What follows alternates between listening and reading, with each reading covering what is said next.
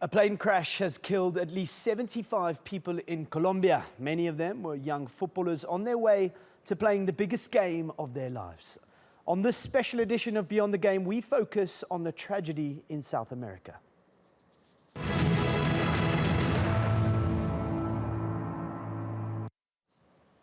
In the early hours of Tuesday morning, Flight 2933 was bound for the Colombian city of Medellin. There were 81 people on board, including crew, journalists, and the Chapecoense football team. What should have been a wonderful, life-changing experience ended in tragedy.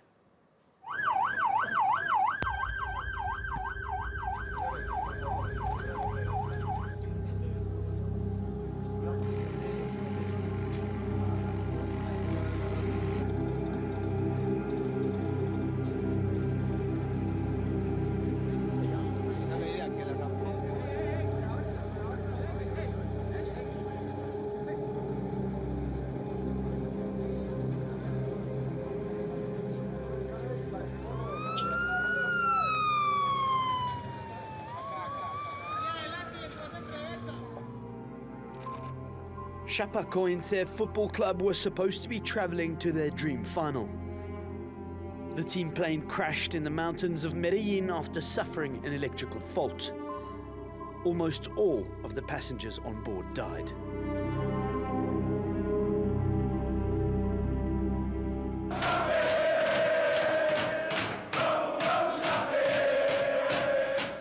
Just 5 days ago, the squad was celebrating making the Copa Sudamericana final. A few days later, and most of those in this video are dead.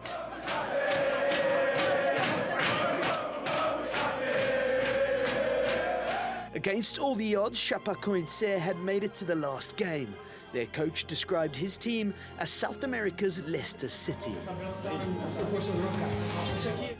That match will never go ahead. Colombia's Civil Aviation Authority earlier confirmed that at least 5 people survived the crash. The country's president said they will do everything they can to help. I want to express my sadness for the awful incident which has caused the death of a soccer team and many people who accompanied the team from Chapeco, which happened early this morning. It is extremely sad. Sadly, all we can do beyond crying for those who have left us was to arrange federal government support for the families who are in mourning. Bodies were laid out and covered with sheets around the wreckage as rescuers, police and military personnel searched the crash site. Witnesses said the aircraft split into two, with only the nose and wings recognizable. This was the squad before they boarded their flight in Brazil. It would be one of the last ever recorded moments of the Chapecoense football team. The Brazilian Football Association is sending doctors to Medellin to help recover the bodies. Poor weather conditions at the crash site mean that the process could take days. Inside the Chapecoense dressing room, the same place that had seen so much celebration and happiness this season, players who did not travel with the team were told that they'd never see their teammates again. Let's get the latest now from journalist Joe Parker-Daniels, who joins us live from Bogota in Colombia. Joe, what can you tell us about the latest ongoing recovery efforts? Well, the recovery efforts are ongoing with rescue teams from Colombia's Disaster Relief Agency and the Colombian Red Cross at the site. Initially, the effort was hampered by terrible weather, rain and fog. But I'm hearing now that the weather conditions are better and that bodies are being recovered. And what has been the feeling with the people of Colombia waking up now to this tragedy?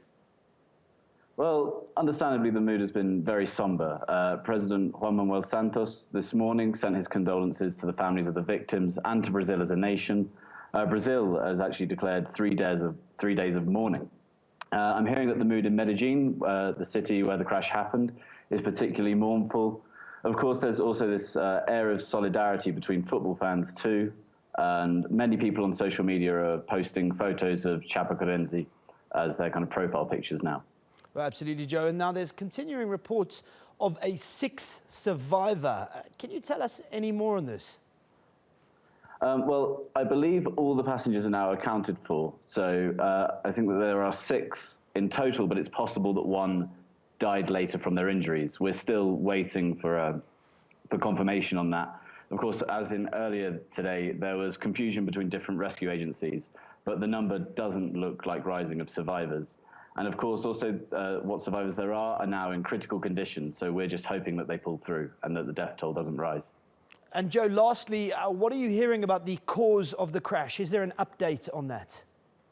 Well, right now, we're still not totally sure what the cause of the crash was. We know for certain that the plane went down at around 10:15 last night, but we're not 100% sure why. Authorities are saying that the pilot reported an electrical fault, but other reports say that the plane lost power after running out of fuel. As the plane was manufactured in the UK, a team from Britain's Air Accidents Investigation Branch is sending inspectors to the site, with local agencies also investigating. So I'm sure we'll hear a lot more over the coming days and weeks about what happened and why this plane went down. Okay, Joe Parkin-Daniels in Colombia live there for us. Now, before we go any further on this, let's bring you up to date with what we know right now. The plane, which crashed in the Colombian mountains, has claimed at least 75 lives, many of those members of the Brazilian football side Chapecoense. Recent reports indicate that as many as 6 people on board have survived. 2 of them are believed to be footballers that were bound for the Copa Sudamericana final. And the plane, which was carrying the team to the Colombian city of Medellin, and it has believed to have encountered electrical problems, with the pilot alleged to have dumped fuel before impact to save further deaths. Brazilian President Michel Temer has also asked for a national 3-day mourning for the lives lost.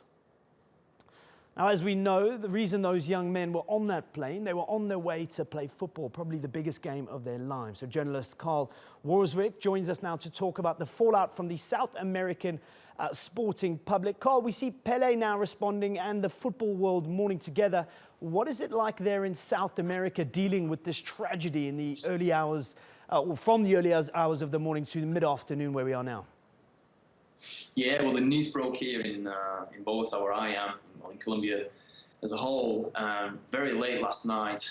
And so there was so little information because we're in the middle of the rainy season here, and there was particularly bad storms that hit the scene of the accident, so nobody could get anywhere near and the place where the plane went down. It was a very rural area too. It was 17 kilometers from a main road, steep inclines to try and get there. And there's an ambulance worker saying last night that he had to ditch his ambulance, get in a 4x4 and reverse all the way up a path that was skidding and sliding all over the place.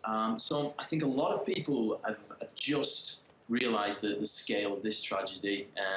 Colombia's woke up to what is the news that 75 people are dead. I think it's almost confirmed now that there are 6 survivors. 3 of them are players. There's an air stewardess, a airline technician, and a journalist, a Brazilian journalist. Many other journalists also died on the plane.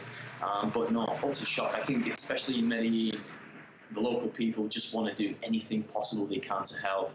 I've just been watching the news report from the side of the accident where they are saying that lots of people are coming down asking, hey, what can we do to help? But at this moment, there's still no confirmation as to the reason for the flight. But one local journalist was just saying just 5 minutes ago that there was no smell of fuel at all, which kind of backs up the theory that the plane ran out of fuel. And Nacional's manager said that his team had already used that plane 6 times this season, and a similar episode happened to them on the way to La Paz on the other trajectory, where they almost ran out of fuel too.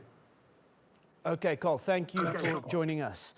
Now, while the air disaster has cost so many young lives, many people are hailing the pilots on board a hero. There are reports that by opening a fuel door and circling around the area where the plane eventually crashed, the pilot prevented a huge explosion in the seconds after the crash. This act could have saved the lives of a few survivors after an electrical fault crippled the aircraft. So to get a viewpoint on what may have been happening on board that flight, in the final few moments, we have a former pilot and expert in aviation, Mark Wies. Mark, what do we know from an operational standpoint? What can you see that went wrong on board with this flight?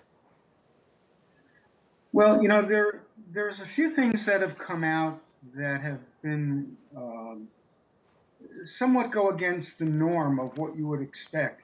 I don't understand why he would be dumping fuel or using fuel. If he went into a holding pattern, the only reason you would go into a holding pattern after an emergency would be to try and fix the problem that caused the emergency in the first place.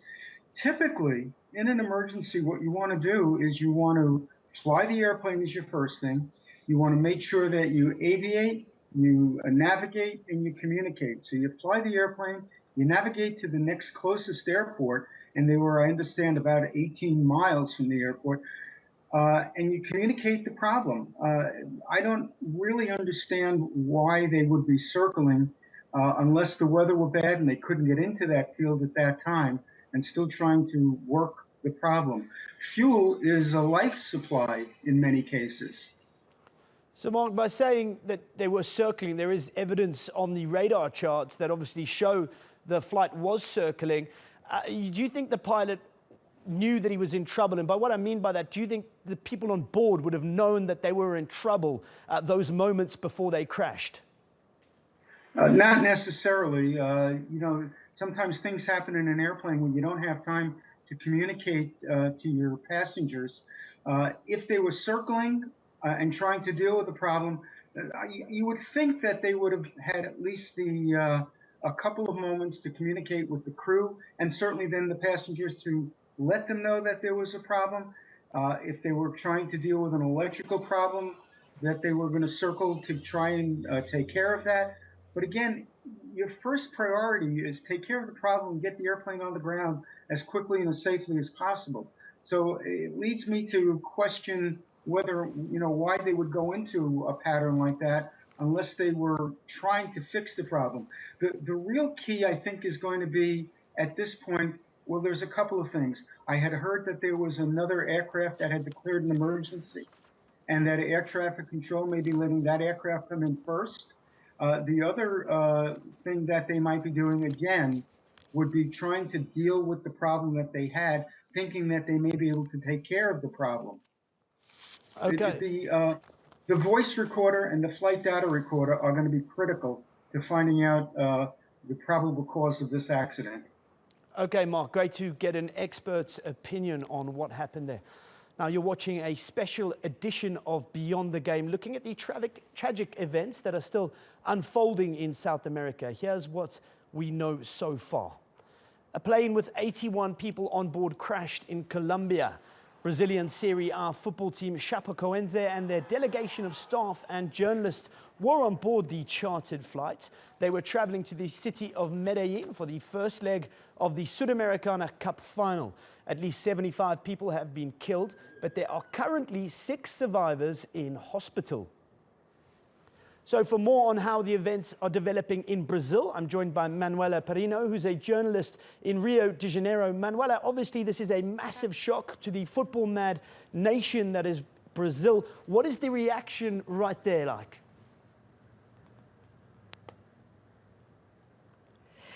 Yes, this tragedy has been a shock all over Brazil, and all the football fans here are mourning this tragedy. Several sports commentators are saying that Chapecoense was about to enter the history of world football with this final, and unfortunately it entered with a tragedy. Neymar Jr. posted a Twitter, and he wrote, "Impossible to believe what happened. Today the world is crying, but the sky is happy to receive champions."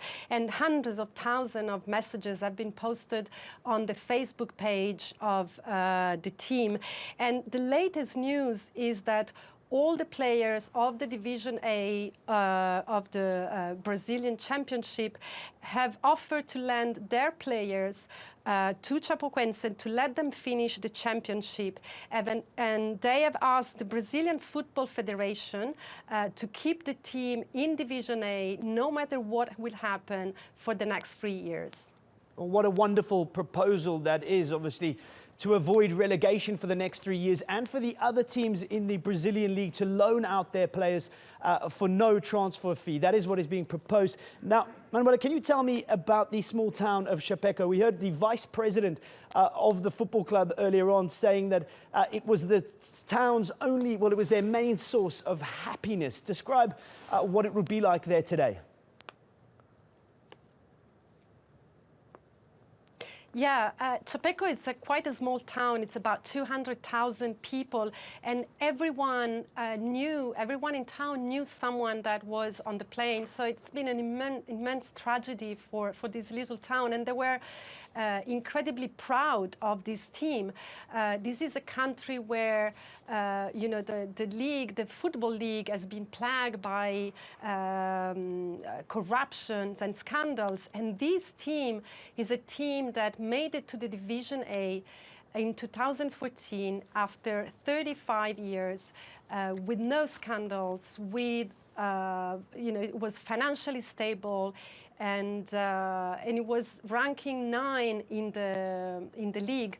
So it's unbelievable, the steadiness. It's impossible to describe. That's what the people are saying there in Chapeco. That it's impossible to describe what they're feeling right now. And hundreds of people have gathered into the stadium of the team, wearing the team's colors and bringing flowers and messages of support to the families and to all the people that died, for all the people that died in the plane crash. Well, it's hard to imagine what those people must be going through. Manuela Perino live in Rio de Janeiro for us. Now, in a moment, we're going to speak with South American football expert Tim Vickery. But first, we want to take a quick look at the story behind the football club involved in this tragic accident.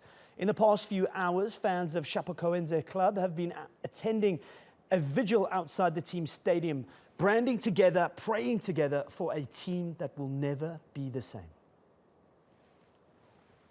Clubs, and then there's Chapecoense. Formed in 1973 in a merger of 2 amateur clubs, it didn't take long for them to leave their mark. Within 5 years, they'd won their first State Cup competition. In 2016, they won the same competition for the 5th time, the 10th trophy in the club's history.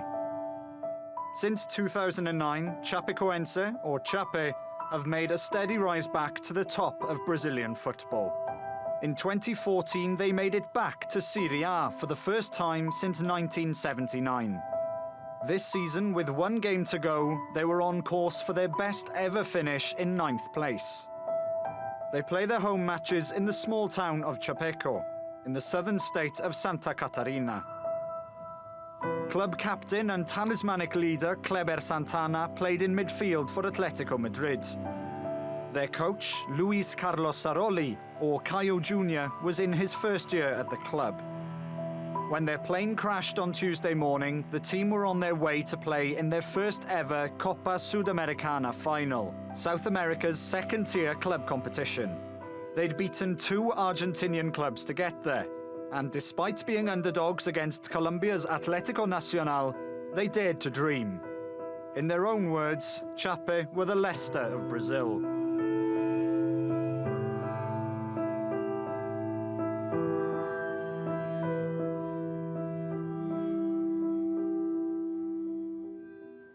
They were en route to their dream finale. Now, we're joined now by Tim Vickery, who's a long-time expert on South American football. Tim, we just heard a very brief history about the club. How much of a fairy tale was their season from a small town in Chapeco? Well, more of a fairy tale even than that of Leicester City, who were a well-established top-flight club in England. When 10 years ago, Chapecoense were not even part of the top 4 professional leagues in Brazil. It's been an absolutely remarkable rise. They got into the 4th division in 2009, and here they were, the first Brazilian club in 3 years to make it through to the final of a continental competition. A remarkable fairy tale rise. With dreadful irony, I fear, there's an article on the website of CONMEBOL, which is South America's equivalent of UEFA, about the rise of Chapecoense. And the title is, the adventure of Chapecoense makes a continent astonished. Well, unfortunately, this latest grim twist in the adventure is making not just a continent, but an entire world astonished, but for very different reasons. Yeah, quite right there, Tim. Let's stay with that, of course, and talk about the team itself. Most of them Brazilian, most of them young kids, young men with an abundance of talent. Club rivalries aside, how much is this going to hurt Brazilian football? Well, it's bringing Brazilian football together, which is no bad thing. And one of the big problems that Brazilian football has is a lack of union amongst the clubs. So the very, very tiny positive side that we get against the massive negative side of the tragedy, and this is it's not only the biggest tragedy for Brazilian football, it's the biggest tragedy for the Brazilian media, with 21 journalists dying. But the little flip side is that we are seeing solidarity in the response, union in the response. I particularly like what Atlético Nacional are doing. Atlético Nacional were to be their opponents in this final. Atlético Nacional tomorrow night, at what would have been the game time, are planning to open the doors of the stadium to let people in and pay tribute to Chapecoense. And this gesture by the Atlético Nacional players, they want the title to be handed to Chapecoense. That's very important, I think, in two senses. Firstly, it's a symbolic tribute to those who lost their lives, but also it means that Chapecoense will qualify for next year's Copa Libertadores, the Champions League equivalent, the main event, which guarantees them revenue, which will be a terrific help in the arduous task of getting this club back on its feet. I'm aware that at the moment these are secondary considerations. The primary considerations are treating the 6 survivors, some of whom have sustained serious injuries, and rescuing and identifying the bodies. The latest on that is that almost all of the bodies have been identified, as have the black boxes. So before too long, we should have a few more answers about exactly why this tragedy took place. Okay, Tim, you touched on it very briefly there. I want to go into it in a bit more detail. It's hard to speculate, of course, everything being so raw and such a tragedy that it is. But how does Chapecoense move on from this going into next season? We have heard from our previous guest live in Rio that perhaps other clubs will loan them players. How do they pick themselves up and get back on their feet? Well, it is going to be very, very difficult because the club have not only lost all of their, or almost all of their players, they've lost the coaching staff and the directors. And it seems clear that Chapecoense over recent years have been a model of good administration. So almost all of that has been wiped out. So it is going to be very, very difficult indeed to get the club back on its feet. Now, offers are coming from not only Brazil, but clubs all over the world to loan Chapecoense players. And there will be an emotional effect from this tragedy. But perhaps the closest parallel we can find is the disaster in 1949 in Italy, which wiped out the great Torino side there. Torino, ever since, have never recovered to be what they were in the late 40s. And I think that shows you the degree of difficulty that those in charge of Chapecoense now face. No, tough times ahead, no doubt. Tim Vickery, thank you very much for joining us. Well, the reaction to this tragedy has touched the football family worldwide. Real Madrid and Barcelona, along with many other clubs and players across the world, have paid their respects to the victims of the Colombia plane crash. Just before their training session, the Spanish clubs held a minute's silence to all those who lost their lives. Now, let's bring in Samantha Johnson to have a look at the rest of the reaction. And Sam, this is just one of the many tributes for the Chapecoense football team. Yes, that's right, Lance. It's times like this the football family really does come together now as a sign of unity. The Brazilian clubs have changed their social media profiles to the Chapecoense badge and tweeted this. And it translates to "Today, all the clubs of Brazil are one." FIFA President Gianni Infantino released a statement saying that it was a very, very sad day for football, while Premier League club Manchester United, who experienced their own tragedy back in 1958 with the Munich air disaster, they their respects to the Brazilian club. Now, Chelsea Football Club have also expressed their condolences to the families. And as you saw earlier, Real Madrid and Barcelona held a minute's silence at their training ground. Now, players from around the world have also paid tribute, including Barcelona and Brazil forward Neymar, who posted this picture of the crest for the victims of his home country. His Barca teammate Arda Turan has also shown support, as has the former Portugal captain Luis Figo. And as you can imagine, Lance, the outpour of support and tributes will continue. No, absolutely. I'm sure we'll see more and more of them over the coming days. Now, it is with great sadness and a heavy heart that we leave you tonight. Our thoughts here at Beyond the Game are with those affected by the tragic plane crash that claimed the lives of so many. I'm Lance Santos, and you've been watching the Colombia plane crash unfold. Goodbye.